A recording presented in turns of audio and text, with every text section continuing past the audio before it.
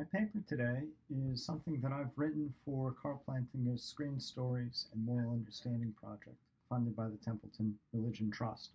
So I'd like to thank him first and foremost. I think the paper speaks to a number of issues that the cognitive impact of serial TV project also seeks to address, although at a fairly abstract or general level. Basically, this paper seeks to contribute to the development of one of the most influential versions of a view known as aesthetic cognitivism. Aesthetic cognitivism holds, roughly speaking, that at least part of an artwork's value as an artwork is some sort of cognitive value that it affords. This way of putting things combines two claims: that we can learn from art, and an artwork's capacity to engender learning as part of its value qua artwork. I've used the somewhat neutral terms cognitive value and learning here because aesthetic cognitivists disagree about how best to conceive of these concepts in more specific terms. Traditionally, aesthetic cognitivism was the view that art offered knowledge, and then further debate ensued about how to conceive of knowledge. But the influential version of aesthetic cognitivism that has emerged in recent decades broadens its conception of cognitive value to include other sorts of cognitive goods.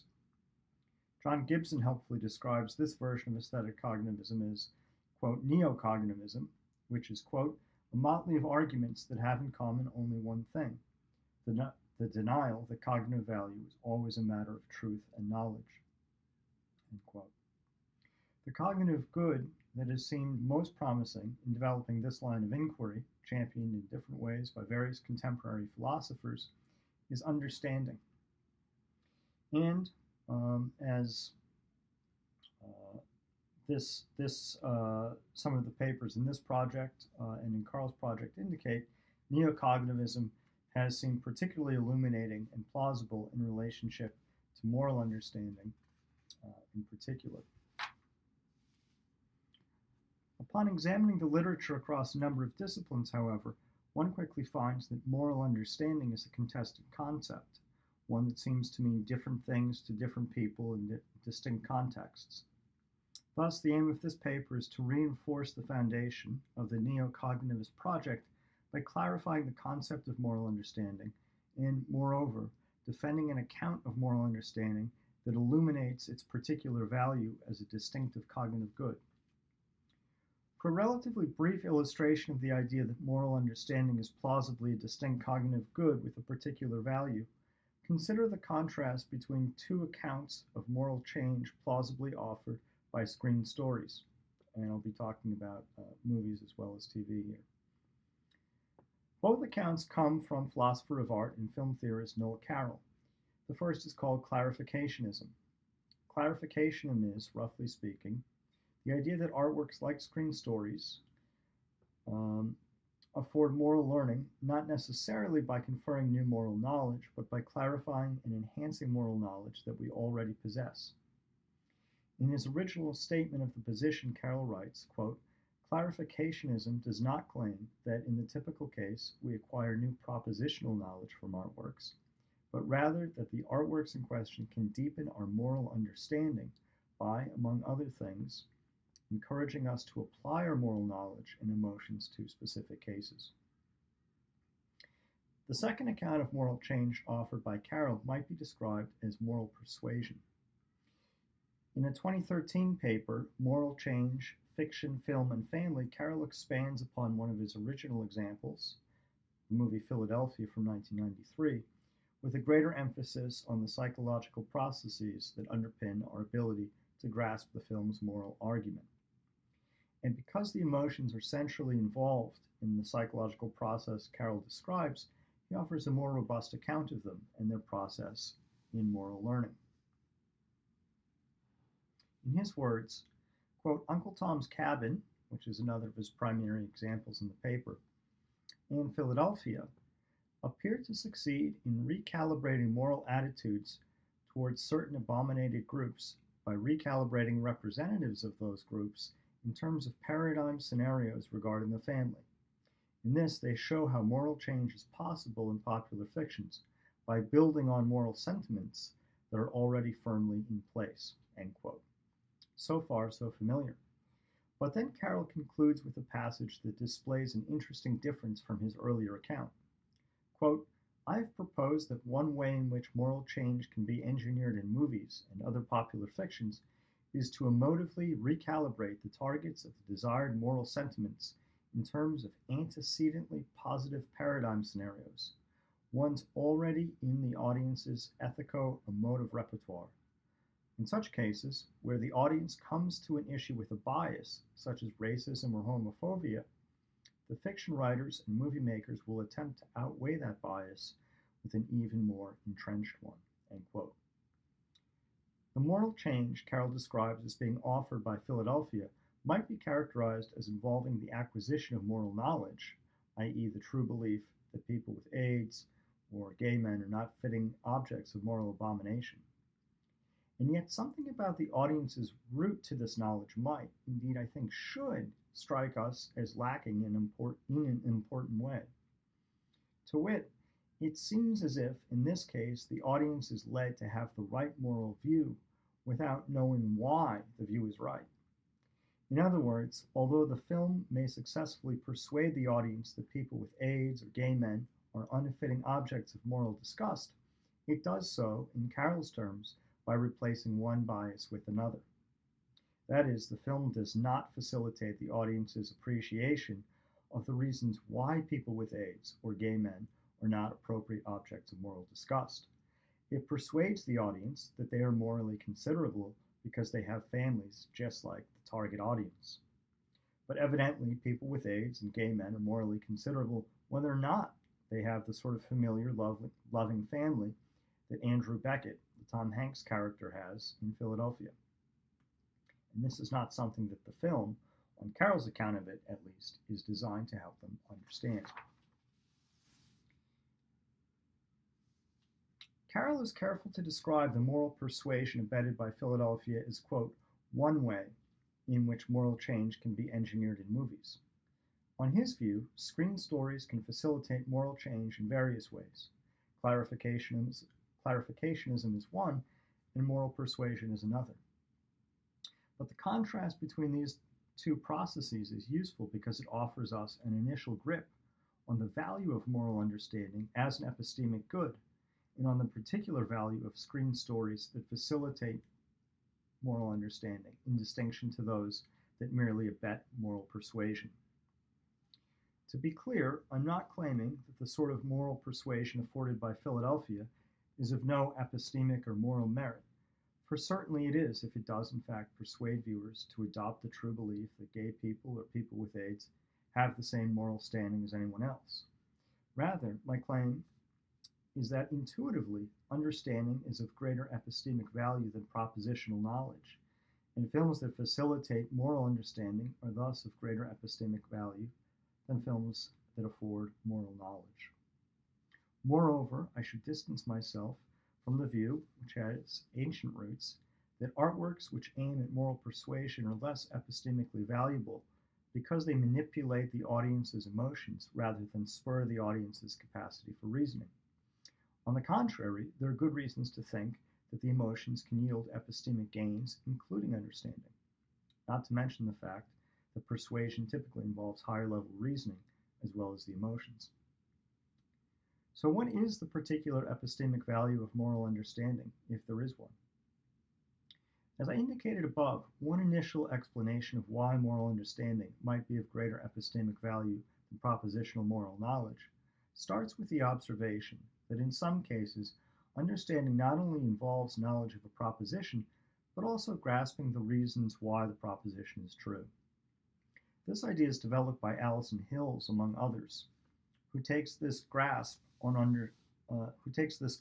the reasons why to be characteristic of understanding and its value.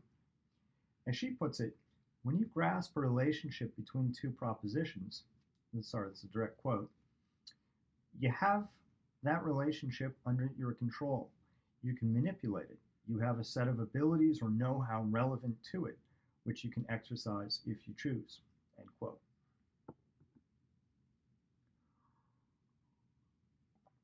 One of the upshots of having this set of abilities, which Hills calls cognitive control, is that one can think about the propositions and the relationship modally.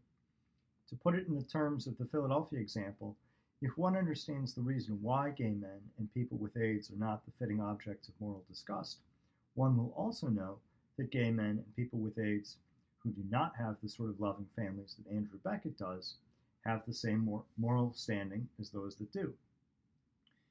One will also know, presumably, that gay women are not the fitting objects of moral disgust.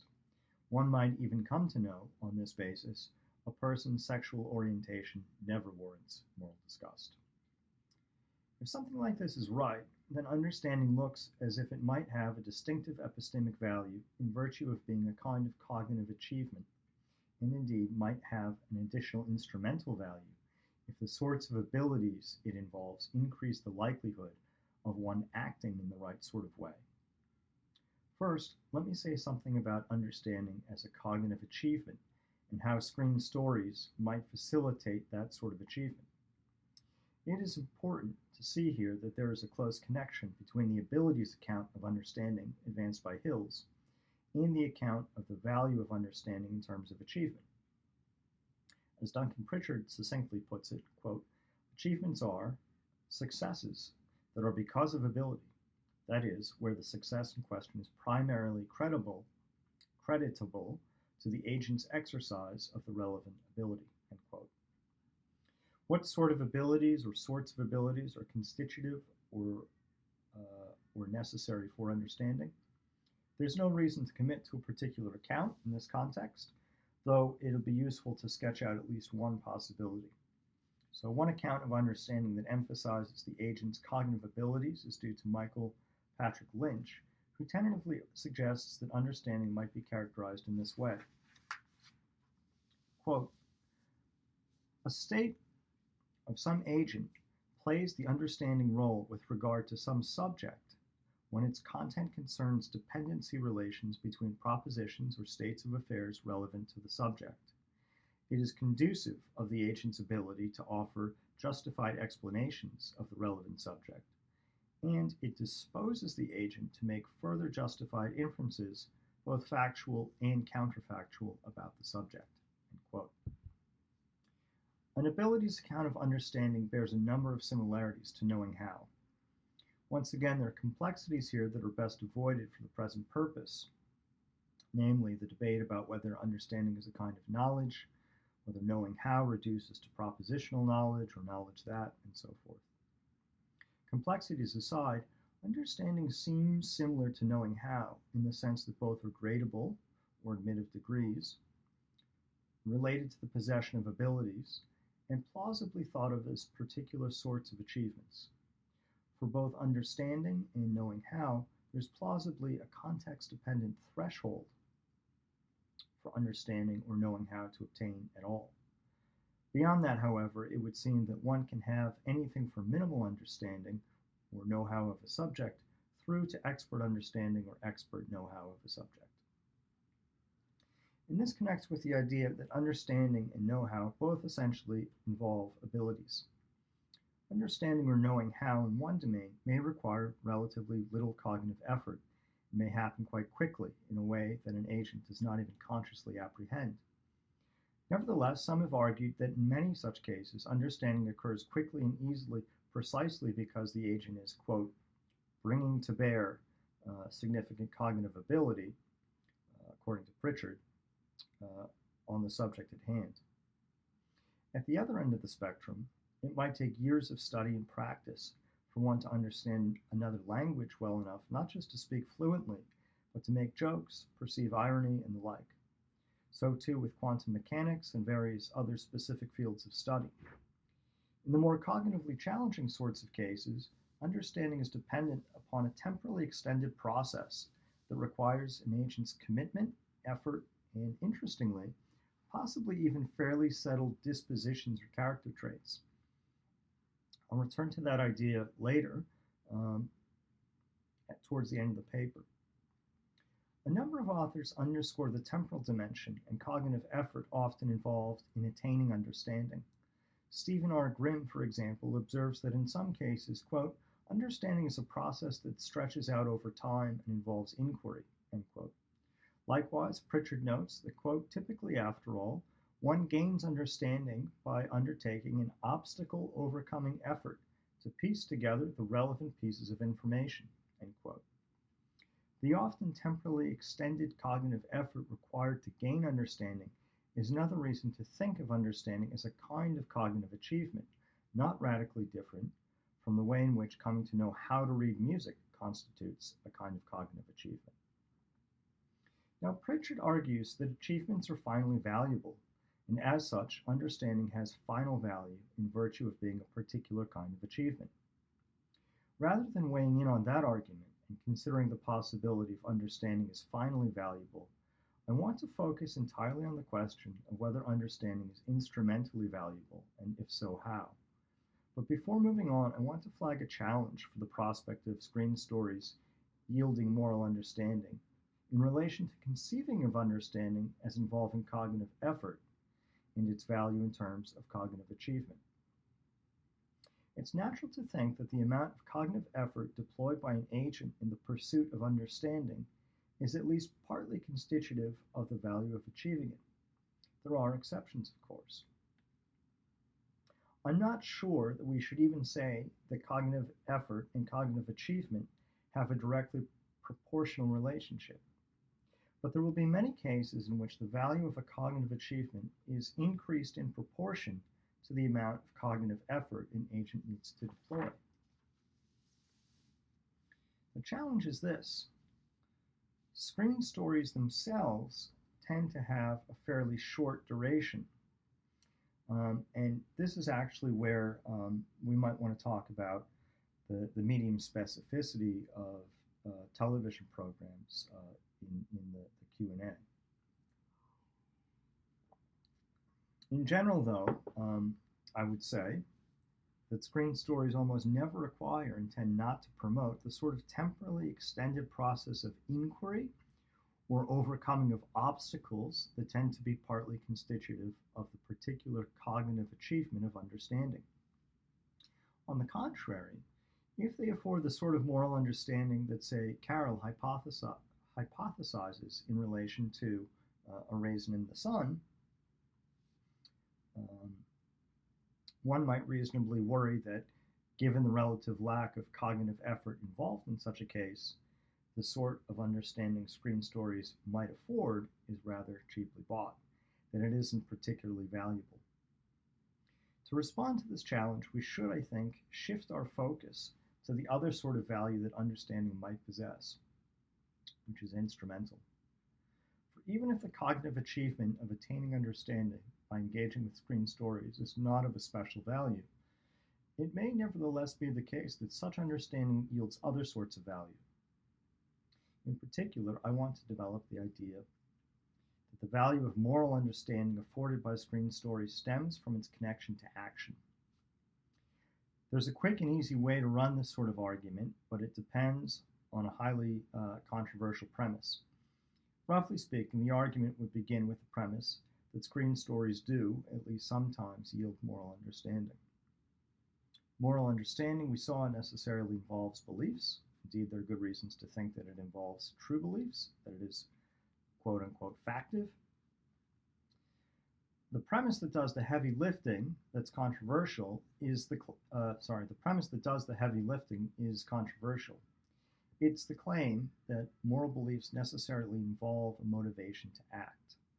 As Thomas Nagel puts it, quote, "On this view, the motivation must be tied to the truth or meaning of ethical statements that when, in a particular case, someone is, or perhaps merely believes that he is, morally required to do something, it follows that he has a motivation for doing it." If this claim, which is known as internal moral cognitivism, is true, then it follows that since screen stories can impart or change our moral beliefs, they also motivate us morally. At least when they motivate us to do the right thing morally, screen stories are thus valuable in this regard. This seems to me the right conclusion, but we shouldn't be satisfied to hang the argument on the truth of internal moral cognitivism. Moreover, the argument relegates moral understanding to a subsidiary position. All it requires is moral beliefs, so moral beliefs, so moral understanding becomes explanatorily inert. And this was what we wanted to avoid at the start because of the intuitive plausibility that moral understanding has a distinct value that true moral beliefs, true propositional moral knowledge do not. So we need to develop the argument without appealing to internal moral cognitivism and by putting moral understanding in the center of the picture.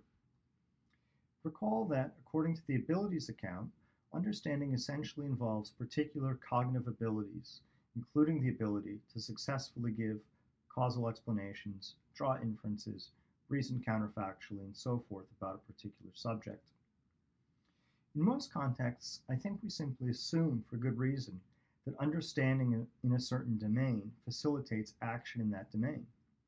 If, for example, you have a rough understanding of why climate change is happening and what its implications are, it's likely that you act on that understanding at least sometimes in at least some aspects of your life. Maybe you use a refillable coffee cup or pack your lunch in a washable container. Maybe you only use public transportation or divest your stock portfolio of fossil fuel companies. What you do will be conditioned or constrained by various environmental and psychological factors. But it would be very odd if your understanding in this domain had no bearing at all on your actions, or perhaps more precisely, if it did not even motivate you to act in accordance with it. One might press this idea further. If you didn't act at all in accordance with your understanding, it would seem that your understanding must be very minimal and of relatively little value. The value of understanding the causes and implications of climate change is surely that such understanding will, everything else being equal, tend to manifest itself in action. Talbot Brewer offers a more general statement of this idea. Quote, "The real value of understanding seems to lie in the running actualization of that understanding itself, both in one's own life and in the lives of others." Or phrased another way, quote, "Understanding qua potentiality is valuable because of the intrinsic value of the activities in which it is expressed or actualized." End quote. Brewer's phrase, "understanding qua potentiality," points to the fact that what's valuable about understanding is not merely the cognitive achievement of acquiring the abilities that are constitutive of it, but furthermore deploying those abilities. Shifting focus to the domain of moral understanding, we see a very similar argument in Hill's work. According to Hills, moral understanding is valuable as a means to, quote, "reliably doing right, justifying yourself to others, virtue, and morally worthy action," end quote. Let's focus on the first and last of these elements for now. One might, Hills acknowledges, do the morally right thing pretty consistently, solely on the basis of, say, moral intuitions or seeking out reliable moral testimony. But moral intuitions can lead us astray, and sometimes we find ourselves in situations where we need to act without consulting the testimony of moral experts. For these reasons, Hills claims that moral understanding will more reliably lead us to do right. Hills also notes, with reference to Kant's shopkeeper example, that one can do the right thing for the wrong reasons. If you're a shopkeeper who gives customers the correct change only because you know your reputation depends on it, you do the right thing, yet you do not act morally, since your action is motivated by self-interest. In contrast, if you give your customers the correct change because you were motivated by fairness and respect, you act morally insofar as you do the right thing for the right reasons. The important connection to understanding is that insofar as moral understanding involves a grasp of the reasons why an action is right, it enables one to not only do the right thing, but to do the right thing for the right reasons. In Hill's terms, quote, "to perform morally worthy actions." Moreover, as I suggested above, it would be very odd if one's understanding, including moral understanding, did not motivate action in any way. This may sound like a return to internal moral cognitivism, but I think there's an important difference. According to a prominent version of internal moral cognitivism, it is the moral part of moral beliefs or moral judgments that does the heavy lifting. One is always motivated by moral considerations. In contrast, the view I'm sketching suggests that understanding itself, that is, cognitive considerations, tends to motivate. Without wading into the broader debate, we might simply say that this is somehow a feature of irrationality. If one understands the reason why, say, using ethnic slurs is morally wrong, then there's considerable rational pressure on one not to use ethnic slurs. In contrast, the mere knowledge that using ethnic slurs is wrong seems not to exert the same rational force on people, or perhaps simply doesn't motivate action in the same way, in part because it does not essentially involve the sorts of abilities that understanding does. So, on the abilities account of understanding that I've outlined here, understanding plausibly has final value as a cognitive achievement, and the sort of value that I focused on here, instrumental value, as a prompt for action. The particular instrumental value of moral understanding derives from the way it enables us not only to reliably do the right thing, but to reliably do the right thing for the right reasons, and indeed motivates, at least in a moderate sense, us to do so. What then does this account of moral understanding and its value lend to our particular concern with television programs' cultivation of moral understanding? A few things. First, it offers a clear way to respond to various worries about the lack of available evidence that moral learning has indeed been achieved.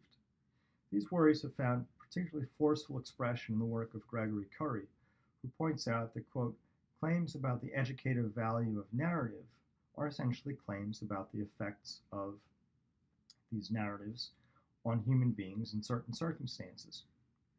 Such claims are empirical, that's the end of the quote, such claims are empirical and, as such, stand in need of supporting evidence.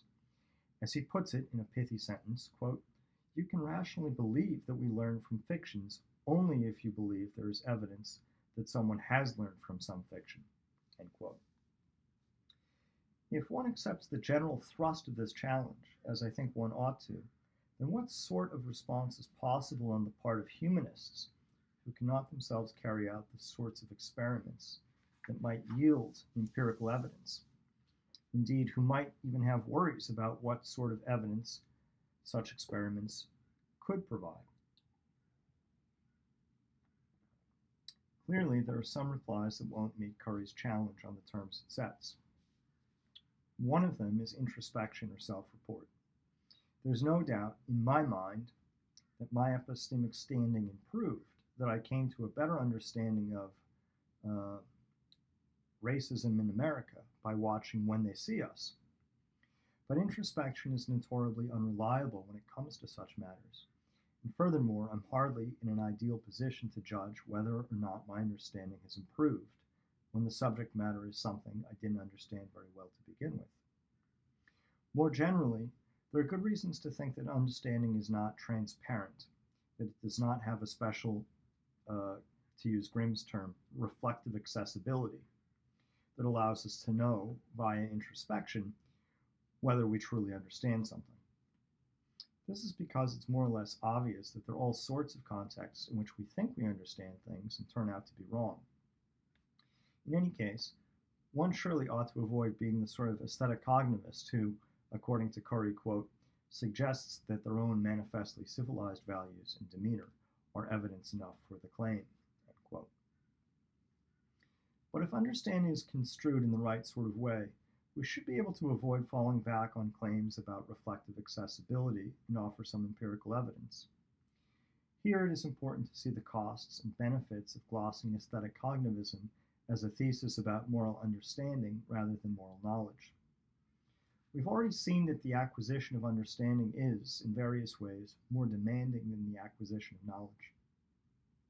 In this sense, Curry is right to point out that, quote, introducing understanding into the picture makes the task of someone who wants to articulate a persuasive picture of learning from fiction harder, not easier, end quote. But in another sense, running the aesthetic cognitivist argument in terms of understanding does make the job easier. This is because, as we saw above, understanding exerts a kind of rational force that is action motivating in a way that knowledge does not, or perhaps does to a lesser extent. One might acquire various bits of propositional knowledge, including moral knowledge, from a television program.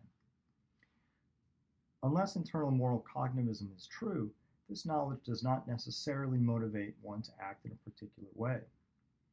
The benefit provided by moral understanding is that if it does tend to motivate action, then we can at least say what sort of empirical evidence is available to the aesthetic cognitivist.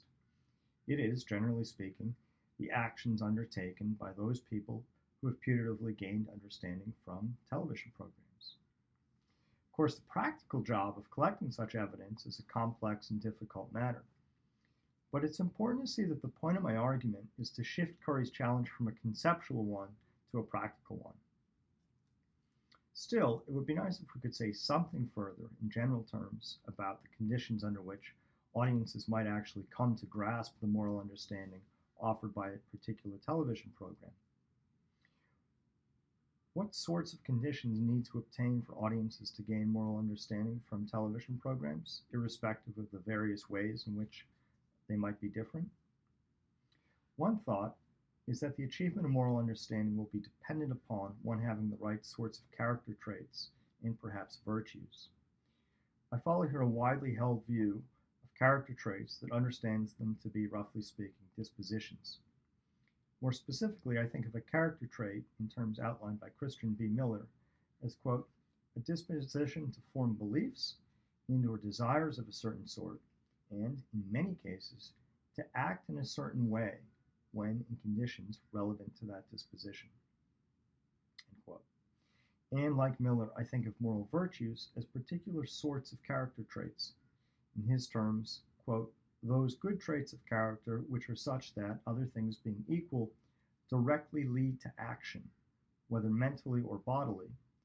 That is, typically, a good action and is performed for the appropriate reasons. End quote. The distinction between character traits and moral virtues is important both because not all character traits are moral virtues or moral vices, and because on some well-substantiated views, including Miller's, many people commonly have character traits, but relatively few people possess virtues.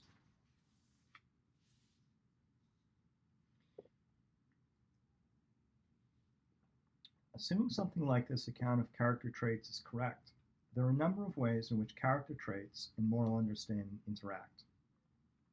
First, as I've suggested above, it may be the case that even if moral understanding is motivational, it may not lead to action if one does not already have the character traits that would dispose them to act in relevant conditions. Moreover, it may be the case that someone who lacks relevant character traits, say sensitivity, compassion, perceptiveness, simply cannot grasp the moral understanding offered by a particular television program. More positively, the attainment of moral understanding in some domain might be thought of as a potential stimulus event or stimulus condition that can trigger one's disposition to be sensitive, perceptive, or compassionate, thus leading to action. Furthermore, it may be the case, as Hills argues, that moral understanding abets the development of good character or virtue. Central to her view is the concept of orientation, a, quote, responsiveness to moral reasons. According to Hills, quote, without moral understanding, you cannot be properly oriented with regard to your moral beliefs. Moral understanding is the cognitive, intellectual aspect of correct orientation to moral reasons, and as such, it is an essential part of good character, end quote. In light of these considerations, we can think of moral understanding and character traits that are morally good, even if they don't reach the threshold for virtues, as existing in a feedback loop. One needs certain character traits to be in a position to glean moral understanding, yet moral understanding is also essential to the development of good character. One might worry that this is circular.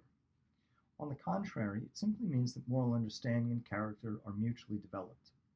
As Noel Carroll and A.W. Eaton emphasize in forthcoming papers, the start of one's moral development plausibly involves a reliance on exemplars and a process of habituation.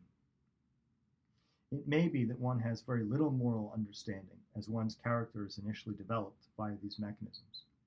But at a certain point, one will have the character traits needed to attain at least some moral understanding in some domain.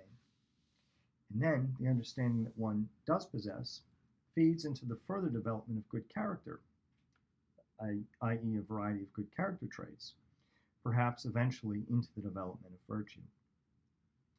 It is also worth noting, in support of this idea of a feedback loop constituted by moral understanding and character traits, that the two are similar in an important way. They're motivational. Moreover, if a character trait meets the threshold for virtue, there is an additional connection. Moral understanding and virtues are both plausibly thought of as kinds of skills that are often deployed in action. What role, then, do television programs play in this general picture? Again, Carroll and Eaton's insights are important here. Following Aristotle, Eaton emphasizes habituation, since the development of character or virtue is a process that extends over time. In this sense, it is like moral understanding. We should therefore not expect too much of TV programs. We should acknowledge, as Carroll does in his 2013 paper, that, quote, they are only one force among converging forces in the process of moral transformation, and that this process will likely involve addressing morally blameworthy views, quote, more than once and along multiple redundant channels of communication and feeling, end quote. It is therefore important to think of the reflective afterlife, Peter Kivy's term, of a television program partly as disposing one to, or issuing in, or involving a return to the television program in a way that facilitates the temporally extended process of moral understanding and character development. In closing, I'd like to briefly suggest two potential implications for further work on this topic. First, there's an implication for how we ought to think about the contribution of close analysis of television. There's one sense in which scholars like Curry are right to be wary of inferring the moral understanding of a fiction via the close analysis of it, not only because of complexities around meaning and interpretation, but because the notion of a fiction affording moral understanding needs to be qualified in all the ways suggested above. In particular, it seems right and important to acknowledge that a single encounter with a television program is fairly unlikely to issue in a particularly rich or valuable moral understanding, because that's not how moral understanding is acquired. But perhaps the conclusion to be drawn is not that close analysis is irrelevant. Rather, it might be the case that close analysis illuminates the aspects of a screen story to which we should attend over several viewings if we sense that it might offer us moral understanding or improve our moral understanding. Second, and finally, there's another possibility for responding to Curry's challenge to produce evidence that screen stories do yield moral understanding or moral improvement. Before I said that if the focus is moral understanding, we can at least tell the skeptic where the evidence will be in a general sense, i.e. in action. But given the temporally extended nature of moral understanding and its complex interaction with the development of moral character in general, it seems unreasonable to expect that the aesthetic cognitivist should be able to point to a specific action on the part of a viewer in the wake of a screening, or expect that an experiment could be designed that offers evidence of a causal link between the viewing of a TV program and a morally relevant action on the part of the viewer. For although viewing a screen story may have a causal impact on one's moral understanding or character, which in turn leads to action, the impact is likely to be processional or cumulative, developed over several screenings at different points in the development of one's moral character. Thank you for listening, and I'll look forward to the discussion.